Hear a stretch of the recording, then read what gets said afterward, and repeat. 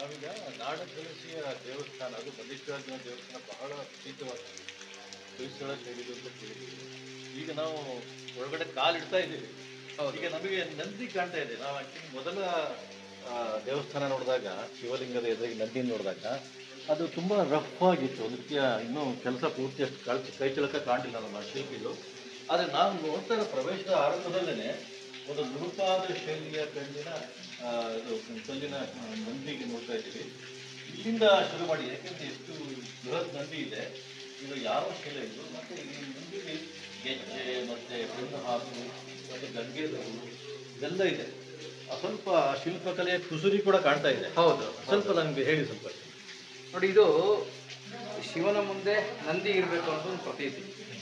ಅದು ಶಿವಪುರಾಣದಲ್ಲೂ ಬರುತ್ತೆ, ಸ್ಕಂದ ಪುರಾಣದಲ್ಲೂ ಬರುತ್ತೆ. ಎಲ್ಲ ನಾವು ಆಲ್ಮೋಸ್ಟ್ ಈ ಅಷ್ಟಾದಶ ಪುರಾಣದಲ್ಲೂ ನಾವು ಶಿವನ ಮೂರ್ತಿ ಅಂತ ಹೇಳ್ತೀವಿ. ಅಲ್ಲಿ ನಂದಿ ಮತ್ತು ಭೃಂಗಿಯ ಒಂದು ಸಂದರ್ಭ ಬಂದೇ ಬರುತ್ತೆ. ಈ ನಂದಿ ಕೆತ್ತನೆ ಆಗಿರೋದು ಒಂಥರ ಗ್ರಾನೈಟ್ ಶಿಲೆ ಇದು, ಅಂದರೆ ನುಣುಪಾದ ಕಲ್ಲಿನ ಮೇಲೆ ಕೆತ್ತಿರುವಂಥದ್ದು. ಈ ಶಿಲ್ಪಿಯ ನೈಪುಣ್ಯತೆ ಮತ್ತು ಕಲೆಗಾರಿಕೆ ಈ ನಮಗೆ ಕುಚ್ಚುಗಳಲ್ಲಿ ಕಾಣ್ತಾ ಹೋಗುತ್ತೆ. ಇಲ್ಲಿ ನೋಡಿ, ಗಂಟು ಹಾಕಿರುವಂಥದ್ದು ಎಷ್ಟು ಅದ್ಭುತವಾಗಿದೆ. ಗಂಟು ಹಾಕಿರುವಂಥದ್ದು ಮತ್ತು ಅದಕ್ಕೆ ಕುಚ್ಚುಗಳನ್ನು ಕೊಟ್ಟಿರುವಂಥದ್ದು. ಆ ಕುಚ್ಚನ್ನು ಅದ್ಭುತವಾಗಿ ಎಷ್ಟು ಸೂಕ್ಷ್ಮ ಉಪಕರಣಗಳಿಂದ ಕೆತ್ತಿರುವಂಥದ್ದು. ಎರಡೂ ತುದಿಯು ಸಮವಾಗಿ ಬಂದಿರೋಂಥದ್ದು. ಅಂದರೆ ಇದನ್ನು ನೋಡಿದ್ರೆ ಇದು ಸೇಮ್ ಒಂದೇ ರೀತಿ ಇರುವಂತಹ ಕುಚ್ಚುಗಳು. ಆಮೇಲೆ ಇಲ್ಲಿ ನೋಡಿ, ನಾವು ಈ ಹಗ್ಗ ಏನು ಕಟ್ತೀವಿ, ಆ ಹಗ್ಗಕ್ಕೆ ಈ ಕುಚ್ಚುಗಳನ್ನು ಮಾಡಿರ್ತೀವಿ. ನೋಡಿ ನೋಡಿ, ಇದು ಸೇಮ್ ಅದ್ಭುತವಾಗಿದೆ. ಒಂದು ತೆಳ್ಳು ಕುಚ್ಚು ಬಂದರೆ ಇದು ದಪ್ಪ ಕುಚ್ಚು. ಯಾಕೆಂದರೆ ಅದಕ್ಕೆ ಗಂಟೆಯ ಒಂದು ಇದನ್ನು ಕೊಡ್ತಾ ಹೋಗ್ತಾನೆ, ಶೇಪ್ ಗಂಟೆ ಮಾದರಿ ಕೊಡ್ತಾ ಹೋಗ್ತಾನೆ, ಇದು ಕುಚ್ಚು. ಆಮೇಲೆ ಇಲ್ಲಿ ನಾವು ಏನು ಕತ್ತಿಗೆ ಸರವನ್ನು ಹಾಕೊಂತೀವಿ, ಈಗಿನ ಕಾಲದ ಸರವನ್ನು ಹಾಕೊಂತೀವಿ, ಆ ಸರದ ರೂಪದಲ್ಲಿ ಕೆತ್ತನೆಯನ್ನ ಮಾಡ್ತಾ ಹೋಗ್ತಾನೆ. ನೋಡಿ, 3 ಭಾಗಗಳಲ್ಲಿ ಕೆತ್ತನೆ ಮಾಡ್ತಾ ಹೋಗ್ತಾನೆ. ಈ ಭುಜ ಇದು ಸಂಪತ್ತಿನ ಸೂಚಕ, ಹಿಡಿಲು ಅಂತ ಕರೀತಾರೆ. ಇದು ಯಾಕೆ ಗೆರೆ ಕೂಡ ಕಾಣ್ತದೆ ನಮಗೆ? ಇದನ್ನ ಈ ಭಾಗ ಯಾಕೆ ಮಾಡಿದ್ದಾನೆ ಅಂತಂದ್ರೆ, ಇದರಲ್ಲಿ 2 ರೀತಿ, ಅಂದರೆ ಸಂಪತ್ತನ್ನು ನಾವು 2 ರೀತಿ ನೋಡ್ಬೋದು. ಒಂದು ಗೋ ಸಂಪತ್ತು, ಇನ್ನೊಂದು ಧನ ಸಂಪತ್ತು. ಈ 2 ಇಲ್ಲಿ ಸುಭಿಕ್ಷವಾಗಿತ್ತು. ಅಂದರೆ ನಾಡ ಕಲಸಿ ಅಂತಂದ್ರೆ ನಾಡಿಗೆ ಕಳಶಪ್ರಾಯವಾದಂಥ ಒಂದು ಸ್ಥಳ ಇದೆ. ಇದು ಹೊಯ್ಸಳರ ಕಾಲದ ಕನ್ಸ್ಟ್ರಕ್ಷನ್. ನೀವು ದೇವಸ್ಥಾನದ ಶಿಖರದ ಮೇಲೆ ನೋಡಿದ್ರೆ ಹೊಯ್ಸಳರ ಲಾಂಛನವನ್ನು ನೋಡ್ಬೋದು. ಇದು 2 ರೀತಿಯ ಸೂಚನೆಯನ್ನು ಕೊಡುತ್ತೆ. ಇನ್ನು ಮತ್ತೆ ಈ ಕುತ್ತಿಗೆ ಭಾಗಕ್ಕೆ ಬಂದರೆ ಇಲ್ಲಿ ನೋಡಿ, ಇಲ್ಲಿ ಕೆತ್ತಿರೋಂತಹ ಕೆತ್ತನೆ ಈ ಸರದ ರೀತಿಯ ವಿನ್ಯಾಸವನ್ನೇ ಇಲ್ಲಿ ಮಾಡ್ತಾ ಹೋಗಿದ್ದಾನೆ. ಮಧ್ಯದಲ್ಲಿ ನೋಡಿ, ಅದ್ಭುತವಾಗಿ ದಪ್ಪದಾದ ಒಂದು ಎಳೆಯನ್ನ ಕೊಡ್ತಾ ಹೋಗ್ತಾನೆ. ಮಧ್ಯ ಪದಕಗಳನ್ನ ಕೊಡ್ತಾ ಹೋಗ್ತಾನೆ.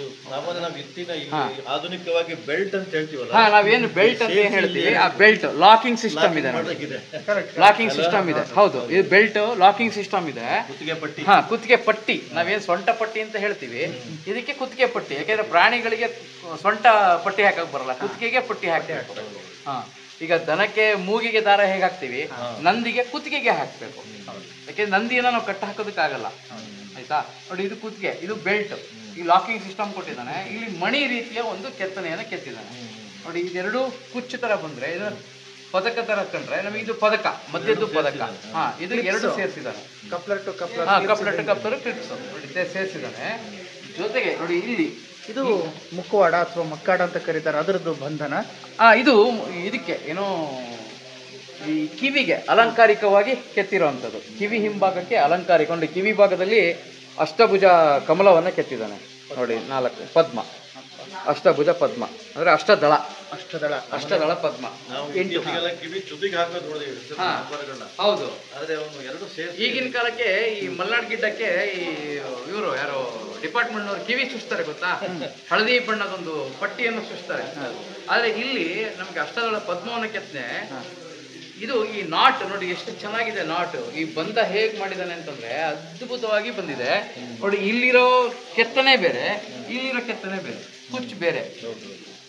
ಯಾವುದು ರಿಪೀಟ್ ಆಗಿಲ್ಲ. ವಿಭಿನ್ನತೆ ತೋರಿಸ್ಕೊಂಡೇ ಕೆತ್ತನೆಯನ್ನು ಶುರು ಮಾಡಿದ್ದಾನೆ. ಈಗ ನಾವು ಮುಂದಿನ ಭಾಗಕ್ಕೆ ಬಂದ್ರೆ ಮುಖ ಮತ್ತೆ ಗಂಗೆ ದೌಲು ಅಂತ ಕರಿತೀವಲ್ಲ, ಗಂಗೆ ಅಂದ್ರೆ ಇಲ್ಲಿ ಗಂಟೆ ಕೂಡ ಇದೆ. ಹೌದು ಅಲ್ವಾ? ಹೌದು. ಈ ಗಂಗೆ ದೌಲು ಒಂಥರ ಇಲ್ಲಿ ಕರು ಕರು ಕರು ಅಂತ ಇದೆ, ಒಂಥರ ಬಾಗಿ ಬಂದಿದೆ. ಹೌದು, ಮತ್ತೆ ಈ ನಂದಿ ಎಡಗಾಲನ್ನ ಮುಂದಿಟ್ಟಿದ್ದಾನೆ, ಬಲಗಾಲನ ಮಡಚಿದ್ದಾನೆ. ಇದು ಏನು ಕುರುಹು ಅಂತ? ಇದು ಈಶ್ವರನ ಮುಂದಿರುವಂತಹ ನಂದಿಯ ಸಂಕೇತ. ಅಂದ್ರೆ ಈ ಎಡಗಾಲನ ಮುಂದೆ ಇಟ್ಕೊಂಡ್ರೆ ಅದು ದೇವರ ಸನ್ನಿಧಿಯಲ್ಲಿ ಇರುವಂತಹ ನಂದಿ. ಅದೇ ಬಲಗಾಲನ ಮುಂದಿಟ್ಟು ಎಡಗಾಲನ ಮಡಚಿಟ್ರೆ ಅದು ಗದ್ದುಗೆಯ ಮುಂದಿರುವಂತಹ ನಂದಿ. ನಾವು ಗದ್ದುಗೆಯನ್ನು ಮತ್ತೆ ದೇವರನ್ನ ನೋಡೋ ರೀತಿಯೇ ಬೇರೆ, ವಿಭಿನ್ನವಾಗಿ ನೋಡ್ಬೋದು. ಗದ್ದುಗೆ ಮೃತರಾದವರನ್ನ ಸಮಾಧಿ ಮಾಡಿದಂಥ ಸ್ಥಳದಲ್ಲಿ ನಂದಿ, ಅಂದ್ರೆ ಶೈವ ಸಂಪ್ರದಾಯದಲ್ಲಿ ನಂದಿಯನ್ನು ಇಡುವಂಥ ಪದ್ಧತಿ ಇದೆ. ಹಾಗೆ ಅದನ್ನು ನಾವು ನೋಡ್ತೀವಿ. ಆದರೆ ನಾವು ಅಲ್ಲಿ ಆ ರಾಮೇಶ್ವರ ದೇವಸ್ಥಾನದಲ್ಲಿ ನೋಡಿದ್ಕಿಂತ ಇಲ್ಲಿ ವಿಭಿನ್ನವಾಗಿದೆ. ಅಂದ್ರೆ ಇಲ್ಲಿ ನೋಡಿ ಈ ಗಂಟೆಗಳು, ಇಲ್ಲಿ ಈ ಮಣಿಗಳನ್ನ ಕೆತ್ತಿರೋವಂಥದ್ದು, ಕುಚ್ಚು, ಈ ಮಣಿಹಾರವನ್ನು ಮಾಡಿ ಮಣಿಹಾರಕ್ಕೆ ಕುಚ್ಚುಗಳನ್ನ ಪೋಣಿಸಿರೋವಂಥದ್ದು. ಜೊತೆಗೆ ಇಲ್ಲಿ ದೊಡ್ಡದಾದ ಒಂದು ಗಂಟೆ ಇದೆ. ಗಂಟೆ, ಈ ಗಂಟೆಯಲ್ಲಿ ನೀವು ಸೂಕ್ಷ್ಮವಾಗಿ ನೋಡಿ, ಇಲ್ಲಿ ನೋಡ್ಬೋದು ಕೆತ್ತನೆ ಇದೆ. ಇಲ್ಲಿ ಎಷ್ಟು ಅದ್ಭುತವಾದ ಕೆತ್ತನೆ ಇದೆ ಇಲ್ಲಿ. ಅಂದ್ರೆ ಇದು ಕೈಲಾಸದ ಶಿಖರದ ಒಂದಿದು ದ್ಯೋತಕ, ಕೈಲಾಸ ಶಿಖರದ ದ್ಯೋತಕ. ಹೌದು, ಬಹಳ ಮುದ್ದಾಗಿದೆ. ನೋಡಿ ನಾವು ರೋಲ್ಸ್ ರಾಯ್ ಅಂತಹ ಬೆಲೆ ಬಾಳ ಐಷಾರಾಮಿ ಕಾರುಗಳನ್ನ ಕೋಟ್ಯಾಂತರ ರೂಪಾಯಿ ಕೊಟ್ಟು ಕೊಂಡ್ಕೊಳ್ತೀವಿ. ಯಾಕೆ ಅಂದ್ರೆ ಅದು ಮ್ಯಾನ್ ಮೇಡ್, ಅಂದ್ರೆ ಕೈಯಲ್ಲಿ ಹ್ಯಾಂಡ್ ಮೇಡ್, ಕೈಯಲ್ಲಿ ಮಾಡಿದ್ದಂತಹ ಒಂದು ಐಷಾರಾಮಿ ವಾಹನ ಅಂತ. ಆದರೆ ಇಲ್ಲಿ ನೋಡಬೇಕು, ಸಹಸ್ರಾರು ವರ್ಷಗಳಿಂದ ಒಬ್ಬ ಶಿಲ್ಪಿಯ ಕೆತ್ತನೆಯಲ್ಲಿ, ಅವನ ಕಲ್ಪನೆಯಲ್ಲಿ ಮೂಡಿಬಂದಂತಹ ಒಂದು ನಂದಿಯನ್ನು ತೋರಿಸ್ತೀನಿ ನಾನು. ಎಂಥ ಅದ್ಭುತವಾದ ಕೆತ್ತನೆ, ಗ್ರಾನೈಟ್ ಶೀಲೆಯಲ್ಲಿ ಕೆತ್ತಿರೋಂಥದ್ದು. ಸಹಸ್ರಮಾನಗಳೇ ಕಳೆದೋಯ್ತು, ಮಳೆ ಚಳಿ ಗಾಳಿ ಯಾವುದಕ್ಕೂ ಜಗ್ಗದೆ ಅದ್ಭುತವಾಗಿ ಮಲ್ಲಿಕಾರ್ಜುನನ ಮುಂದೆ ಕೂತಂತಹ ಶಿವನ ವಾಹನ ನಂದಿಯನ್ನು ನಾನು ತೋರಿಸ್ತೀನಿ. ನಾವು ಖರೀದಿ ಮಾಡುವಂತಹ ವಾಹನಗಳಿಗೆ 15 ವರ್ಷಕ್ಕೊಮ್ಮೆ ಫಿಟ್ನೆಸ್ ಸರ್ಟಿಫಿಕೇಟ್ ತಗೋಬೇಕಾಗತ್ತೆ. ಆದರೆ ಸಹಸ್ರಾರು ವರ್ಷಗಳಿಂದ ಒಬ್ಬ ಶಿಲ್ಪಿಯ ನೈಪುಣ್ಯತೆಯಲ್ಲಿ, ಅವನ ಕಲ್ಪನೆಯಲ್ಲಿ ಮೂಡಿಬಂದಂತಹ ನಂದಿ ಸಹಸ್ರಾರು ವರ್ಷಗಳಿಂದ ಯಾವುದೇ ಫಿಟ್ನೆಸ್ ಸರ್ಟಿಫಿಕೇಟ್ ಇಲ್ದಲೇ ಸದೃಢವಾಗಿ ದೇವರ ಮುಂದೆ ಕುತ್ಕೊಂಡಿದ್ದಾನೆ. ಆದರೆ ಅವನ ವರ್ಣನೆ ಹೇಗೆ ಮಾಡಬೇಕು ಅಂತಂದ್ರೆ, ನೀವು ಈ BMW ಕಾರ್ ಇರ್ಬೋದು ಅಥವಾ ಐಷಾರಾಮಿ ಕಾರ್ಗಳನ್ನ, ಈ ಲಂಬೋರ್ಗಿನಿ ಇರ್ಬೋದು, ಪಾರ್ಷೆ ಇರ್ಬೋದು, ಇಂಥ ಕಾರ್ಗಳನ್ನ ಕೋಟ್ಯಾಂತರ ರೂಪಾಯಿ ಕೊಟ್ಟು ಪರ್ಚೇಸ್ ಮಾಡ್ತೀರಿ. ಅದಕ್ಕೆ ಹೆಡ್ಲೈಟ್ಗಳನ್ನ, ಅಲಂಕಾರಿಕ ವಸ್ತುಗಳನ್ನ, ಇಂಟೀರಿಯರ್ಗಳನ್ನ ಮಾಡಿಸ್ಕೊಳ್ತೀರಿ. ಆದರೆ ಆ ಶಿಲ್ಪಿಯ ನೈಪುಣ್ಯತೆಯನ್ನು ನೀವು ನೋಡಬೇಕು. ನೋಡಿ, ಹಣೆಯ ಭಾಗದಲ್ಲಿ ಕಟ್ಟಿರೋಂತಹ ಈ ನಾವೇನು ಮದುವೆಯಲ್ಲಿ ಬಾಸಿಂಗ ಅಂತ ಏನು ಕಟ್ಕೊಳ್ತೀವಿ, ಅದನ್ನು ನಂದಿಗೆ ರಚನೆ ಮಾಡಿರೋಂಥದ್ದು ನೋಡಿ ಎಂತಹ ಅದ್ಭುತವಾಗಿದೆ. ಇಲ್ಲೆಲ್ಲ ಸಣ್ಣ ಸಣ್ಣ ಕೆತ್ತನೆಗಳು. ಅಂದರೆ ಅವನು, ಈಗ ನಾವು ರೋಲ್ಸ್ ರಾಯ್ ಕಾರ್ಗಳನ್ನು ಯಾವ ರೀತಿ ಮ್ಯಾನ್ ಮೇಡ್, ಹ್ಯಾಂಡ್ ಮೇಡ್ ಅಂತ ನೀವು ಕರಿತೀರಿ, ಆದರೆ ನಂದಿಯನ್ನು ಮ್ಯಾನ್ ಮೇಡ್ ಮಾಡಿರೋಂಥ ಶಿಲ್ಪಿ, ಅವನ ಕಲಾ ನೈಪುಣ್ಯವನ್ನು ನಾವು ಈ ಕೆತ್ತನೆಗಳಲ್ಲಿ ಕಾಣ್ತಾ ಹೋಗ್ಬೋದು. ಸಹಸ್ರಾರು ವರ್ಷಗಳಿಂದ ಸದೃಢವಾಗಿರುವಂತಹ ಕೆತ್ತನೆ ಇದೆ. ಇದಕ್ಕೆ ಯಾವುದೇ ಫಿಟ್ನೆಸ್ ಸರ್ಟಿಫಿಕೇಟ್ ಬೇಕಾಗಿಲ್ಲ, ಆಯ್ತಾ? ನೋಡಿ, ಇಲ್ಲಿ ಅದ್ಭುತವಾದ ಕುಚ್ಚು, ಆ ಕುಚ್ಚುಗಳನ್ನು ಹೇಗೆ ಬಿಟ್ಟಿದ್ದಾನೆ. ಕಣ್ಣು, ಆ ಕಣ್ಣಿನ ನೆರಿಗೆಗಳು, ರೆಪ್ಪೆ ಮೇಲಿನ ನೆರಿಗೆಗಳನ್ನು ಎಷ್ಟು ಸೂಕ್ಷ್ಮವಾಗಿ ಕೆತ್ತಿದ್ದಾನೆ ಅಂತಂದರೆ ಇದನ್ನು ನೋಡಬೇಕು. ಕಾರ್ಗಳಾದರೆ ನಿಮಗೆ ಆಕ್ಸಿಡೆಂಟ್ ಆದರೆ ಮುಗೀತು, ಕೋಟಿ ರೂಪಾಯಿ ವೇಸ್ಟು. ಆದರೆ ಈ ನಂದಿ ಇದೆಯಲ್ಲ ಕೆತ್ತನೆ, ಇದು 1000 ವರ್ಷಗಳಿಂದ ಸದೃಢವಾಗಿ ಕೂತ್ಕೊಂಡಿರೋಂಥದ್ದು. ಇದಕ್ಕೆ ಬೆಲೆ ಕಟ್ಟಕ್ಕಾಗಲ್ಲ ನಾವು. ಇವತ್ತಿನ ಕಾಲಕ್ಕೆ ಈ ರೀತಿಯ ನಂದಿಯ ರಚನೆ ಮಾಡಬೇಕು ಅಂದರೆ ಕನಿಷ್ಠ ಅಂದರೂ ಒಂದು 10 ರಿಂದ 15 ಕೋಟಿ ರೂಪಾಯಿ ನಾವು ವ್ಯಯ ಮಾಡಬೇಕಾಗತ್ತೆ. ಆದರೆ ಆಗಿನ ಕಾಲಕ್ಕೆ ಅವ್ರು ಎಷ್ಟು ಹಣ ವೆಚ್ಚ ಮಾಡಿದ್ರು ಅನ್ನೋದು ಅವ್ರಿಗೆ ಬಿಟ್ಟಿದ್ದು. ಆದರೆ ಶಿಲ್ಪಿಯ ಕಲಾ ನೈಪುಣ್ಯತೆ, ಶಿಲ್ಪಿಯ ಜಾಣ್ಮೆ, ಶಿಲ್ಪಿಯ ಕೆತ್ತನೆಯನ್ನು, ಕುಸರಿ ಕಲೆಯನ್ನು ನಾವು ಪ್ರತಿಯೊಂದು ಭಾಗದಲ್ಲೂ ನಾವು ಕಾಣ್ತಾ ಹೋಗ್ಬೋದು. ನೋಡಿ, ಇಲ್ಲಿ ಮಣಿಯನ್ನು ಕೆತ್ತಿದ್ದಾನೆ, ಆ ಮಣಿಗೆ ಕುಚ್ಚುಗಳನ್ನು ಕಟ್ಟಿರುವಂತಹದ್ದು. ಹಾಗೆ ನಾವು ಸರಕ್ಕೆ, ನಾವು ಏನು ಕುತ್ತಿಗೆಗೆ ಸರ ಹಾಕೊಳ್ತೀವಿ, ಗಂಡು ಮತ್ತು ಹೆಣ್ಣು ನಾವು ಏನು ಸರ ಹಾಕೊಳ್ತೀವಿ, ಸರಕ್ಕೆ ನೋಡಿ ಇಲ್ಲಿ ಬಾಲವನ್ನ ಯಾವ ರೀತಿ ತಗೊಂಬಂದಿದ್ದಾನೆ ಅಂದ್ರೆ, ಹಿಂಭಾಗದಿಂದ ತಂದು ಕಾಲಿನ ಕೆಳಭಾಗದಿಂದ ತಗೊಂಬಂದು ನೋಡಿ ಕಾಲು ಒಳಗಡೆ ಸೇರಿಸ್ಕೊಂಡಿದ್ದಾನೆ ಇಲ್ಲಿ ಬಾಲವನ್ನ. ನೋಡಿ ಎಂತ ಅದ್ಭುತ ನೈಪುಣ್ಯತೆ ಅಂದ್ರೆ, ನಾವು ಬಾಲವನ್ನ ಒಬ್ಬ ಶಿಲ್ಪಿ ಕೆತ್ತಬೇಕು ಅಂದ್ರೆ ಬಾಲವನ್ನು ಹೀಗಾದ್ರೆ ಹೊರಗಡೆ ಬಿಡ್ತಾರೆ.